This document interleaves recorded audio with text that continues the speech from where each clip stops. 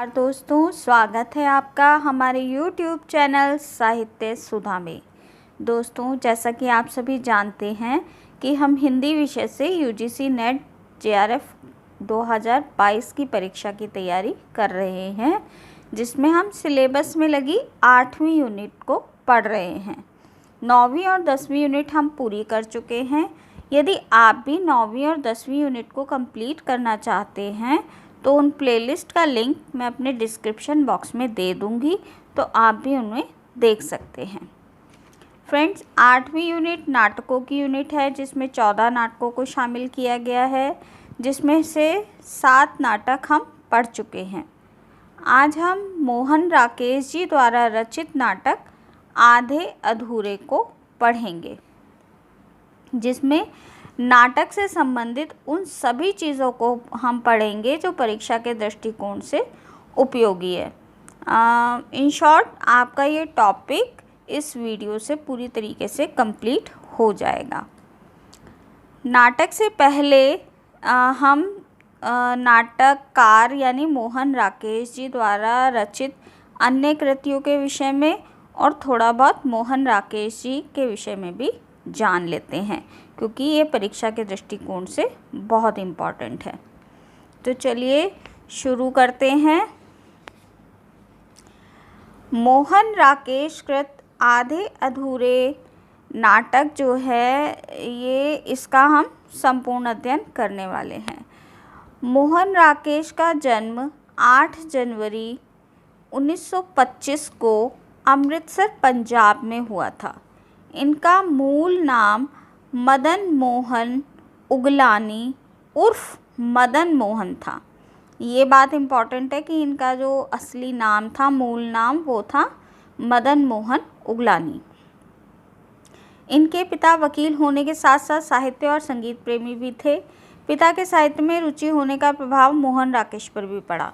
पंजाब विश्वविद्यालय से उन्होंने हिंदी और अंग्रेज़ी में MA किया। एक शिक्षक होने के नाते पेशेवर ज़िंदगी की शुरुआत करने के साथ उनका रुझान लघु कहानियों की तरफ हुआ। बाद में उन्होंने कई नाटक और उपन्यास भी लिखे। अनेक वर्षों तक दिल्ली, जालंधर, शिमला और मुंबई में अध्यापन का कार्य करते रहे।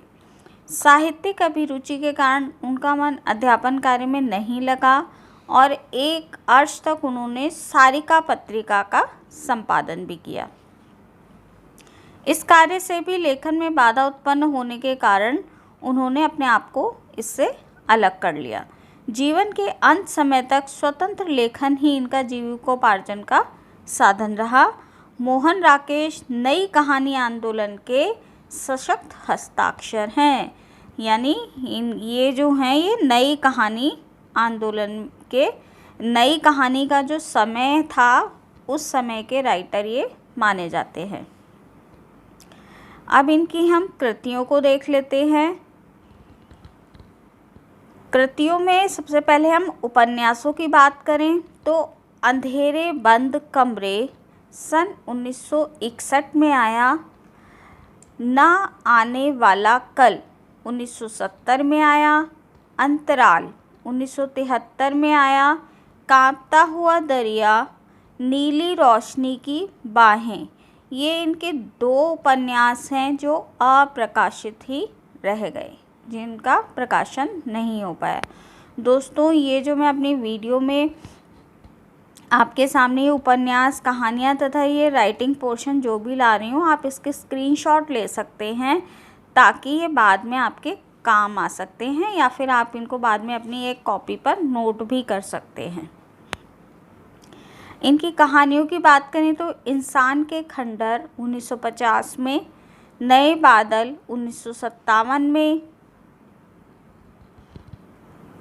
जानवर और जानवर 1958 में, एक और ज़िंदगी 1961 में, फौलाद का आकाश 1966 में, मिस पाल 1967 में, मलबे का मालिक, ये भी 1967 में, आज के साए, ये भी 1967 में, रोए रेशे, ये 1968 में, मिले जुले चेहरे, ये 1959 में, एक एक दुनिया 1959 में, पहचान सन 1972 में। ये इनके कहानियाँ थीं। इसके बाद इनके कहानी संग्रहों की बात करें तो क्वार्टर, पहचान और वारिस नाम के इनके 3 कहानी संग्रह हैं, जिनमें कुल 54 कहानियाँ हैं। अब बात करते हैं नाटक की।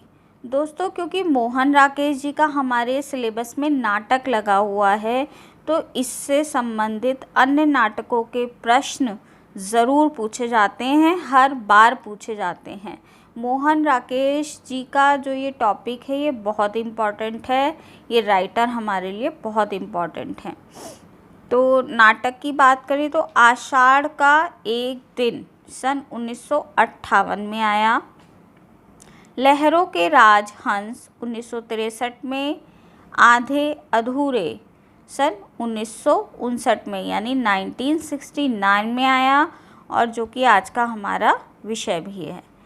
पैर तले की ज़मीन, ये नाटक इनका अधूरा रह गया था, जिसे कमलेश्वर जी ने पूरा किया सन 1975 में। अब एकांकी की बात करें तो एकांकी एक अन्य नाट्य रूप है 1963 में जो आया। अंडे के छिलके, सिपाही की माँ, प्यालियाँ टूटती हैं तथा अन्य एकांकी है इनकी बीज नाटक, दूध और दांत, ये अप्रकाशित रह गए। इनकी मुख्य एकांकी यही हैं, प्यालियाँ टूटती हैं और अंडे के छिलके। डायरी जो है ये है मोहन राकेश की डायरी, ये इन्होंने अपने नाम से ही प्रकाशित की। जीवनी संकलन इनका आया समय सारथी के नाम से। यात्रा वृतांत, इन्होंने यात्रा वृतांत भी लिखे हैं, जिसमें इनका यात्रा वृतांत आखिरी चट्टान, ये बहुत प्रसिद्ध है, ये सन 1957 में आया। ऊंची झील 1960 में, और पतझड़ का रंगमंच, जिसका सन हमें पता नहीं है। निबंध संग्रह, परिवेश आया इनका 1967 में, रंगमंच और शब्द 1974 में, बकलम खुद, ये भी 1974 में, साहित्यिक और सांस्कृतिक दृष्टि, ये 1975 में। ये इनके कुछ निबंध संग्रह हैं। अब बात करते हैं हम इनके अनुवाद की, यानी इन्होंने जिन चीज़ों का हिंदी में रूपांतर किया। तो संस्कृत के शाकुंतलम और मृच्छकटिकम नाटकों का इन्होंने हिंदी में अनुवाद भी किया है।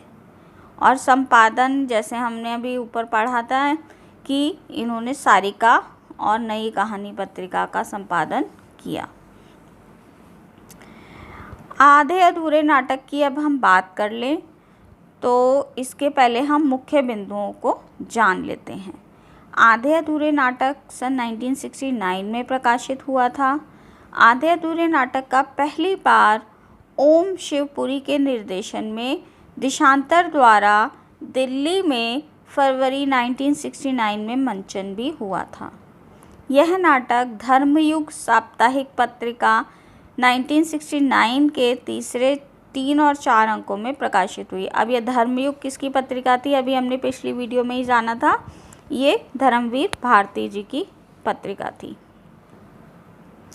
यह मध्यवर्गीय पारिवारिक जीवन पर आधारित समस्या प्रधान नाटक है, जो कि हमारी मिडिल क्लास फैमिली में अधिकतर हमें इस तरह की समस्याएं देखने को मिलती हैं, उसी पर आधारित ये नाटक है। यह पूर्णता की तलाश का नाटक है। इस नाटक को मील का पत्थर भी कहा जाता है। रंगमंच की दृष्टि से आधे अधूरे नाटक को प्रयोगशील नाटक भी कहा जाता है। इस नाटक की सबसे बड़ी विशेषता यह है कि एक ही पुरुष 4 पुरुषों की भूमिका मात्र वस्त्र परिवर्तन के आधार पर करता है।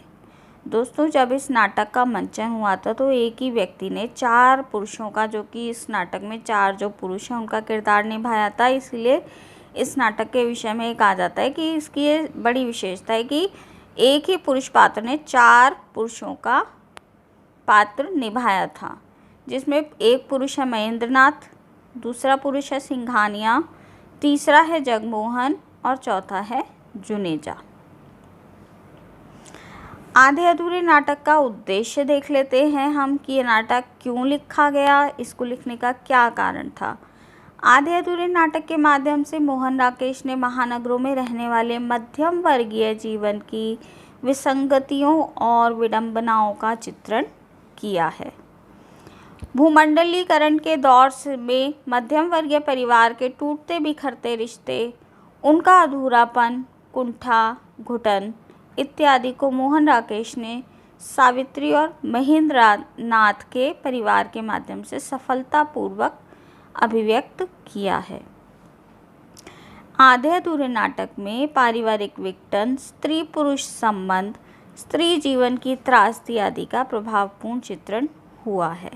दोस्तों, जब हम इस नाटक के कथानक को जानेंगे तो हमें ऐसा लगेगा कि हाँ, ऐसा हमारे परिवार में या जहाँ हम रहते हैं उसके आसपास कोई ना कोई परिवार ऐसा ज़रूर हमारी नज़र में होगा कि जहाँ पर इस तरह की घटनाएं अक्सर होती हैं।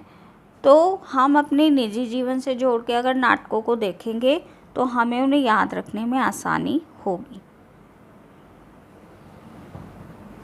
अब बात कर लेते हैं हम नाटक के पात्रों की, जो कि बहुत इम्पॉर्टेंट है। अगर आप नोट नहीं कर सकते तो आप स्क्रीनशॉट ज़रूर ले लें इनका। पात्र परिचय। पात्र हैं सावित्री, जो नाटक की नायिका है और महेंद्रनाथ की पत्नी है। इनकी उम्र 40 वर्ष है। अब ये जो 4 पुरुष थे अलग अलग, जिनका किरदार एक ही पुरुष ने निभाया था, वो 4 पुरुष हैं इसमें, जिसमें पहला पुरुष है महेंद्रनाथ, जो कि सावित्री का पति, जिसकी उम्र 49 वर्ष है। दूसरा पुरुष है सिंघानिया, जो कि सावित्री का बॉस है, चीफ है और कमिश्नर है। पुरुष 3 जगमोहन और चौथा पुरुष है जुनेजा। इसके बाद स्त्री पात्र की बात करें हम तो स्त्री पात्र इसमें 3 ही हैं। एक सावित्री खुद है और 2 उसकी बेटियां हैं। बिन्नी सावित्री की बड़ी बेटी है, जिसकी उम्र 20 वर्ष है। अशोक सावित्री और महेंद्रनाथ का बेटा है और किन्नी सावित्री की छोटी बेटी है, जिसकी उम्र 12 से 13 वर्ष की है। मनोज जो है वो बिन्नी का पति है और ये केवल संवादों के रूप में ही है, वैसे नाटक के मंचन के दौरान मनोज सामने नहीं आता है। तो दोस्तों, ये इस कहानी के पात्र थे जिनको हमने जाना, और अब हम जान लेते हैं कि नाटक में इस तरह के क्वेश्चन आ जाते हैं अक्सर, इसीलिए ये चीज़ मैंने अपनी वीडियो में इंक्लूड की है परीक्षा के आज के जो पैटर्न को देखते हुए कि नाटक में है क्या क्या, नाटक क्या कहना चाहता है। तो नाटक की जो मुख्य बिंदु हैं वे हैं मध्यवर्गीय पारिवारिक जीवन की विडंबनाओं का इसमें चित्रण है कि क्या क्या परेशानियां होती हैं, क्या क्या विडंबनाएं होती हैं मध्य वर्गीय परिवार में। पारिवारिक विघटन का भी चित्रण है, स्त्री पुरुष के संबंधों का भी चित्रण है, नारी की त्रासदी का भी चित्रण है और वैवाहिक संबंधों की भी विडंबना का इसमें चित्रण किया गया है। तो दोस्तों, ये आप बहुत ध्यान से कर लें क्योंकि इस तरह के क्वेश्चन अक्सर पूछे जाते हैं। दोस्तों, नाटक के कथानक को शुरू करने से पहले मेरा आपसे अनुरोध है कि यदि आपको मेरी वीडियो अच्छी लगे तो मेरे चैनल को सब्सक्राइब करना ना भूलें। वीडियो को पूरा देखें, लाइक और शेयर भी कीजिए ताकि ये औरों के भी काम आ सके, और बेल आइकन को भी दबा दें ताकि मेरी आने वाली सभी वीडियो की नोटिफिकेशन आपको मिल सके। तो चलिए अब नाटक के कथानक की हम शुरुआत कर लेते हैं।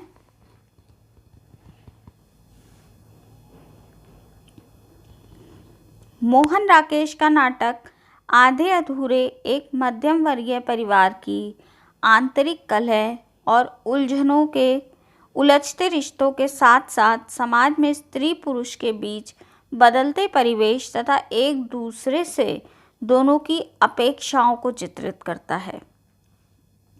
इस नाटक में पति पत्नी के बीच जो छोटे मोटे झगड़े होते हैं और दोनों एक दूसरे से क्या चाहते हैं उसका चित्रण है कि किस तरीके से पहले हमारे जो परिवार थे वो संयुक्त थे, बाद में ये सब परिवार न्यूक्लियर फैमिली बन गई, यानी कि छोटे छोटे परिवारों में बट गए।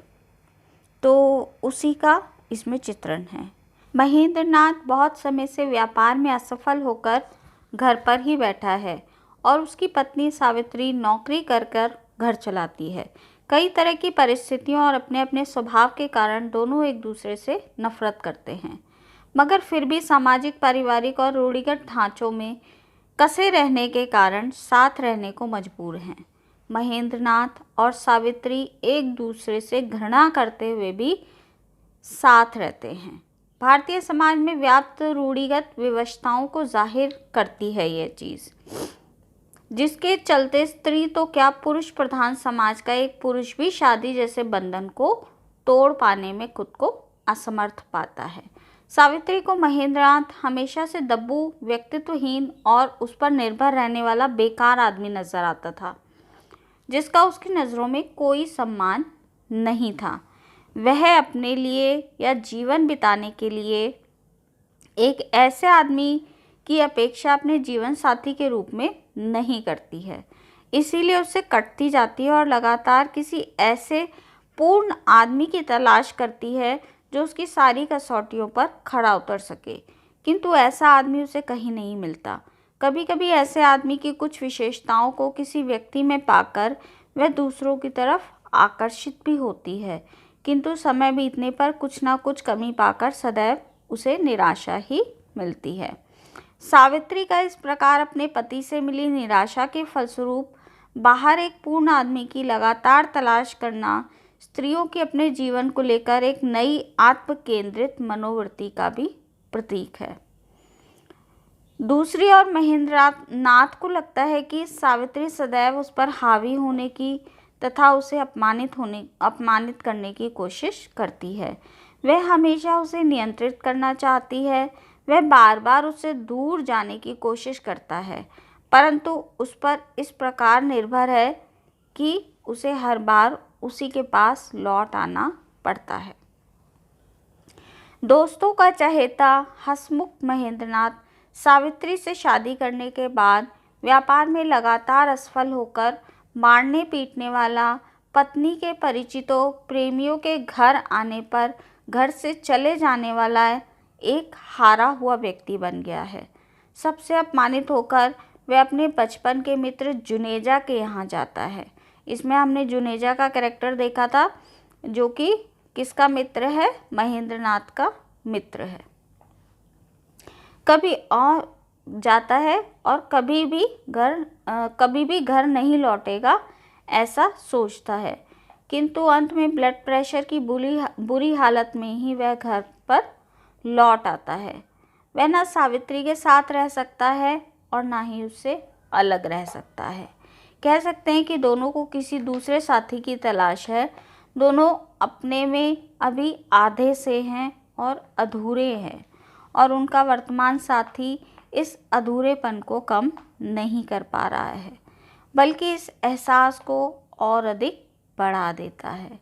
यह स्थिति अपने आप में स्त्री पुरुष के संबंधों का एक त्रासदी का रूप है। नाटककार की दृष्टि से देखें तो ऐसा प्रतीत होता है कि किसी भी परिस्थिति में स्त्री पुरुष अपने संबंधों में कोई भी सामंजस्य या स्थायी तालमेल नहीं बैठा पाता है। स्त्री पुरुष संबंध एक ऐसा अंतर विरोध लेकर आगे बढ़ते हैं जहां साथ रहना मुश्किल है और अलग होना भी मुश्किल है।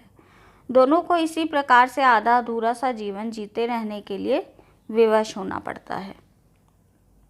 यह स्थिति आधुनिक मध्यम वर्गीय समाज में स्त्री पुरुष के बीच के संबंधों में आए बदलाव को यथास्वरूप चित्रित करती है, जहां महत्वाकांक्षाएं, आत्म केंद्रित स्वभाव तथा आत्मनिर्भर ना होने की स्थिति में वह रिश्ता जो जीवन का आधार होना चाहिए वह एक बोझ बनकर रह जाता है और स्त्री पुरुष आजीवन उस बोझ को ढोने के लिए खुद को विवश पाते हैं। महेंद्रनाथ और सावित्री के बीच इस भावात्मक अलगाव का मुख्य कारण उनकी आर्थिक स्थिति भी कही जा सकती है, परंतु नाटककार मोहन राकेश ने अन्य पात्रों के जरिए यह भी दर्शाया है कि पति पत्नी के अलगाव और परिवार के टूटने का एकमात्र कारण हमेशा आर्थिक संकट ही नहीं होता। सावित्री की बड़ी बेटी बिन्नी और उसके पति मनोज का वैवाहिक जीवन आर्थिक दृष्टि से अच्छा है, फिर भी उनके बीच तनाव और उनके बीच के रिश्तों में आई घुटन उपयुक्त कथन को प्रमाणित करते हैं। यानी सावित्री की जो बड़ी बेटी थी बिन्नी और उसका पति मनोज, उन दोनों में भी आपसी कलह रहती थी, लेकिन उसका कारण धन नहीं था। नाटक में महेंद्रनाथ के अलावा जुनेजा, शिवजीत, जगमोहन, मनोज और सिंघानिया का भी उल्लेख हुआ है। इन पात्रों की सामाजिक और आर्थिक स्थिति महेंद्रनाथ से काफ़ी अलग थी। यही एक कारण माना जा सकता है कि सावित्री इन पात्रों में से कुछ के प्रति आकर्षित रही, परंतु फिर भी वे एक स्थायी संबंध बनाने में असक्षम रही जो उसकी अपूर्णता को खत्म कर पाता। इसी से पता चलता है कि मध्यम वर्गीय समाज का मनुष्य आजकल रिश्ते बनाते वक्त तत्कालीन सुविधा खोजता है और जब वह सुविधा समाप्त हो जाती है तो इस रिश्ते के बने रहने का भी कोई कारण नहीं रहता। बड़ी तेज़ी से आते आते इस बदलाव में स्त्री पुरुष संबंध भी अपने रूप और आकार को बदल लेते हैं। यही कारण है कि आधे अधूरे नाटक स्त्री पुरुष के संबंधों में व्याप्त असफलताओं, अपूर्ण महत्वाकांक्षाओं, यौन कुंठाओं, भय, घृणा और आक्रोश को उजागर करता है। पति पत्नी के बीच मानसिक विच्छेद और कलह का असर उनके अन्य रिश्तों पर भी पड़ता है। महेंद्रनाथ और सावित्री की बड़ी बेटी बिन्नी ने माँ के ही एक प्रेमी मनोज के साथ भागकर शादी कर ली थी, लेकिन फिर भी वे दुखी और परेशान हैं। बेटा अशोक पिता की भांति ही बेकार है, उसका नौकरी में मन नहीं लगता है और वह अपना जीवन अभिनेत्रियों की तस्वीरों और अश्लील पुस्तकों के सहारे काट रहा है। छोटी बेटी भी इस वातावरण में बिगड़कर जिद्दी, मुंहफट तथा चिड़चिड़ी हो गई है और उम्र से पहले ही यौन संबंधों में रुचि लेने लगी है। इन सभी पात्रों के व्यवहार में महेंद्रनाथ और सावित्री के कटु संबंधों की छाप साफ नज़र आती है। तो दोस्तों, हम खुद भी देखते हैं कि जिस घर में माता पिता के बीच आपस में झगड़े रहते हैं या दोनों में नहीं बनती तो वो परिवार में बिखराव आ जाता है और बच्चे भी उस घर के अधिकतर बिगड़ते चले जाते हैं। वही इस नाटक में दिखाया गया है। अतः आधे अधूरे नाटक यह भी दर्शाता है कि किस तरह स्त्री पुरुष के संबंधों में आए बदलाव पारिवारिक ढांचे स्त्री पुरुष और पारिवारिक ढांचे पर भी और अन्य रिश्तों पर भी असर डालते हैं। मध्यम वर्ग में जहां एक और स्वतंत्र, प्रगतिशील, मुक्त जीवन यापन की आकांक्षा होती है तो वहीं साथी पर निर्भरता और स्थायी रिश्तों की चाह भी है। यही कारण है कि ये उलझे हुए रिश्ते कभी सुलझने की कोशिश में तो कभी मुक्त होने की छटपटाहट लिए हुए दिखाई देते हैं। मोहन राकेश का ये नाटक इन संबंधों का एक सटीक चित्र प्रस्तुत कर स्त्री पुरुषों के संबंधों को समझने का एक सफल प्रयास करता है। तो दोस्तों, ये था ये नाटक जिसको हमने सारांश रूप में जाना। इससे अधिक क्योंकि नाटक लंबा है, उसमें हम पढ़ेंगे भी तो कंक्लूजन हमें निकालना होगा कि जो हमारी ध्यान में रहे, वो यही था। तो दोस्तों, आज की इस वीडियो को मैं यहीं समाप्त करती हूँ। मिलते हैं आपसे अगली वीडियो में अगले टॉपिक के साथ। तब तक के लिए नमस्कार।